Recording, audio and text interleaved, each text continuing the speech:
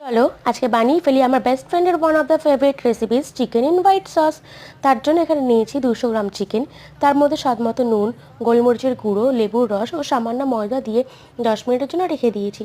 এবার কড়াইতে সাদা তেল দিয়ে লো ফ্লেমে চিকেনগুলি উল্টে পাল্টে 5 মিনিটের জন্য ভেজে তুলে নিয়েছি এবং সেই তেলে কিছুটা বাটার দিয়ে তারপর দিয়েছি 1 চামচ রসুন কুচি, খুব সামান্য আদা কুচি যেটি অপশনাল, আর দিয়েছি 1 চামচ ময়দা যেটি দেওয়া মাত্রই বাটারের সাথে খুব ভালো করে মিশিয়ে নিতে হবে। তারপর লাগছে 1 কাপ দুধ, যেটিকে আমি ব্যাচ বাই ব্যাচ 3 থেকে 4 বার করে দিয়েছি, কারণ একবার সম্পূর্ণ দুধটা দিয়ে দিলে ময়দা থাকার কারণে লাম্পস তৈরি হবে। তাই অল্প অল্প করে দুধ দিয়ে ভালো করে মেশাতে হবে যতক্ষণ না স্মুথ থিক গ্রেভি আসছে।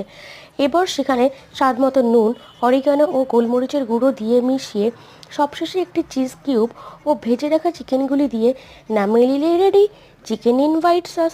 এত ইজি অ্যান্ড টেস্টি একটি রেসিপি, বাইরে রেস্টুরেন্টে না গিয়ে একবার